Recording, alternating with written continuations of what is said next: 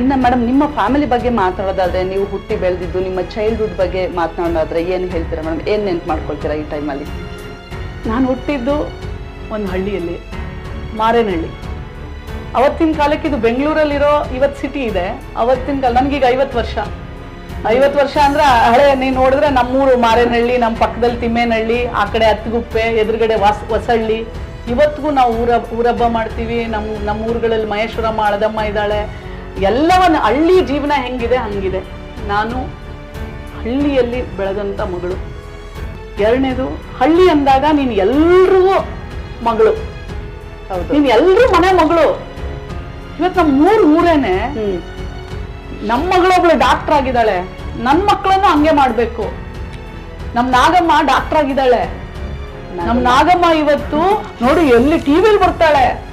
ಏನೋ ಟಿವಿಲ್ ಬಂದ್ರೆ ಸಾಕಂತೆ ನಮ್ಮ ಊರವರೆಲ್ಲ ಅಯ್ಯೋ ನಮ್ ನಾಗಮ್ಮ ಬಂದ್ರು ಅಂತ ಟಿವಿಯಲ್ಲಿ ನೋಡೋದು, ಮಕ್ಳಿಗೆ ಹೇಳೋದು, ನೋಡು ನೀನ್ ನಮ್ ನಾಗಮ್ಮ ಆದಂಗ ಆಗ್ಬೇಕು ಅಂತ ಹೇಳೋದು. ಇದಕ್ಕಿಂತ ಬೇಕಾ ನಿನ್ಗೆ? ನಿನ್ ಊರವರ ಆಶೀರ್ವಾದ ಇದೆಯಲ್ಲ. ಎರಡನೇದು, ನನ್ನ ತಂದೆ.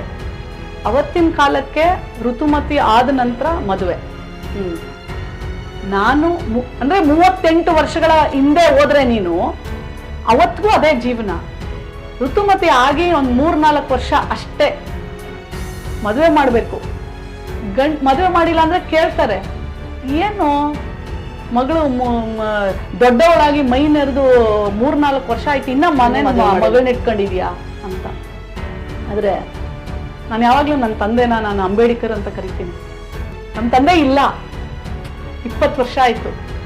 ಆದ್ರೆ ನಮ್ಮಪ್ಪ ಮಾತ್ರ ನಮ್ಮ ತಾಯಿಗೆ ಹೇಳೋರು, ನನ್ನ ಮಗಳನ್ನು ಓದಿಸ್ತೀನಿ ನಾನು, ಅವಳು ಕಾಲ ಮೇಲೆ ಅವಳು ನಿಂತ್ಕೋಬೇಕು, ಯಾರ ಹತ್ರನೂ ಕೈ ಚಾಚಿ ದುಡ್ಡು ಬೇಳಬಾರ್ದು.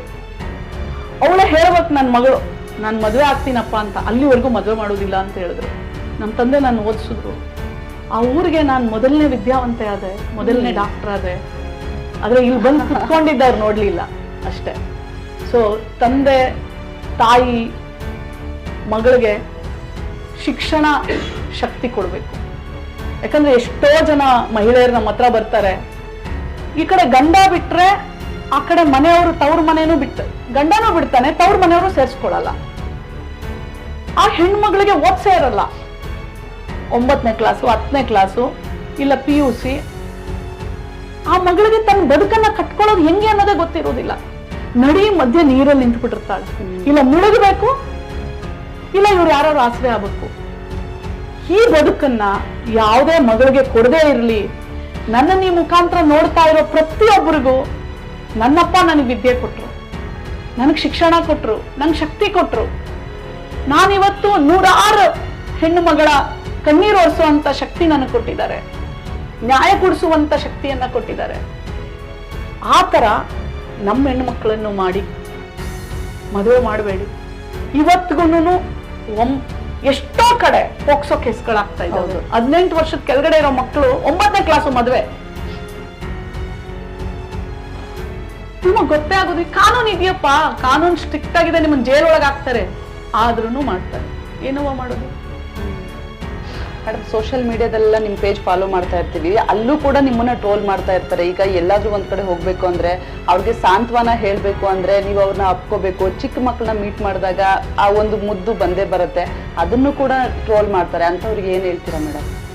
ಅಂಥವ್ರಿಗೆ ನಾನು ಏನು ಹೇಳಕ್ ಹೋಗಲ್ಲ. ಯಾಕೆಂದ್ರೆ ಮಹಿಳಾ ಆಯೋಗದ ಅಧ್ಯಕ್ಷೆಗೆ ಮುಂಚೆ ನಾನು ತಾಯಿ, ಒಂದು ಹೆಣ್ಣು. ಎರಡನೇದು, ನಾನೊಬ್ಳು ಡಾಕ್ಟ್ರು. ಒಂದು ರೋಗಿಗೆ ಮೊದಲು ಚಿಕಿತ್ಸೆನೆ ನಾನಿದ್ದೀನಿ, ನಿಮ್ಗೇನೂ ಆಗೋದಿಲ್ಲ, ನೀವು ಚೆನ್ನಾಗಿದ್ದೀರಾ ಅಂತ ಹೇಳದೆ. ಆಮೇಲೆ ಅವರನ್ನ ಕಣ್ಣೀರು ಒರೆಸ್ಬಿಟ್ಟು ಅವರನ್ನ ತಪ್ಕೊಂಡಿದ್ದ ತಕ್ಷಣ, ಅಳಬೇಡವಾ, ನಾನಿದ್ದೀನಿ ನಿನ್ನ ಜೊತೆ, ನೀನು ಧೈರ್ಯವಾಗಿ ಹೋರಾಟ ಮಾಡ್ಬೇಕು ನೀನು ಅಂತ ಹೇಳಿದ ತಕ್ಷಣನೇ ಅವಳಿಗೆ ಎಲ್ಲೂ ಆಸರೆ ಇರಲ್ಲ. ನೀರಲ್ಲಿ ಮುಳುಗ್ತಾ ಇರೋರಿಗೆ ಹುಲ್ಲು ಕಡ್ಡಿನೂ ಆಸರೆ ಅಂತೆ. ಹಾಗೆ ನಾನೊಬ್ಳು ತಾಯಿಯಾಗಿ ನನ್ನ ಮಗಳಿಗೆ ಹೇಳ್ತೀನಿ, ನಾನು ನೋಡವ, ನಾನು ಇದೀನಿ ನಿನ್ ಜೊತೆ, ನೀನ್ ಫೈಟ್ ಮಾಡು, ನಿನಗೆ ಎಲ್ಲಿ ಏನ್ ಶಕ್ತಿ ತುಂಬಬೇಕು ನಾನು ತುಂಬ್ತೀನಿ ಅಂತ ಹೇಳಿ ಅವಳನ್ನ ಹತ್ಕೊಂಡು ಬಂದಿರ್ತಾಳಲ್ಲ, ಅವಳನ್ನ ತಪ್ಕೊಂಡಿದ ತಕ್ಷಣನೇ ಅವಳ ನನ್ ಜೊತೆ ಇದಾರೆ ಇವ್ರು. ಅವಳಿಗೆ ಯಾರೋ ಒಬ್ರು ನನಗೆ ಆಸರೆ ಇದ್ದಾರೆ ಅಂದ ತಕ್ಷಣನೇ ಅವಳಿಗೆ ಅವಳ ಅರ್ಧ ಗಾಯವಾಸಿ ಆಗ್ಬಿಡುತ್ತೆ. ನಾನೊಬ್ಳು ಡಾಕ್ಟರ್ ಆಗಿ ನಂಗೆ ಗೊತ್ತಿದೆ ನನ್ನ ಮಕ್ಕಳನ್ನ ನಾನು ಹೆಂಗ್ ನೋಡ್ಕೋಬೇಕು ಅಂತ. ಯಾರು ಟ್ರೋಲ್ ಮಾಡಿದ್ರೆ ನನಗೇನು, I don't care. Okay madam, ಒಂದ್ ಕಡೆ ರಾಜಕೀಯ ಜೀವನ, ಇನ್ನೊಂದ್ ಕಡೆ ನೀವು ವೃತ್ತಿಯಲ್ಲಿ ಡಾಕ್ಟರ್ ಇದ್ದೀರಿ, ಅದ್ರ ಜೊತೆಗೆ ಆಯೋಗವನ್ನು ಕೂಡ ನಡೆಸ್ತಾ ಇದ್ದೀರಾ, ರಾಜ್ಯದ ಎಲ್ಲಾ ಮಹಿಳೆಯರ ಮನಸ್ಸು ಗೆದ್ದಿದ್ದೀರಾ. ಇದಕ್ಕೆ ಸ್ಫೂರ್ತಿ ಶಕ್ತಿ ಏನು ಮೇಡಮ್? ಇದಕ್ಕೆ ಶಕ್ತಿ ಅಂದ್ರೆ ನಾನು ಹೆಣ್ಣಾಗುಟ್ಟಿರೋದು, ನಾನು ಹೆಣ್ಣು ಅನ್ನೋದೇ ನಂಗೆ ದೊಡ್ಡ ಶಕ್ತಿ.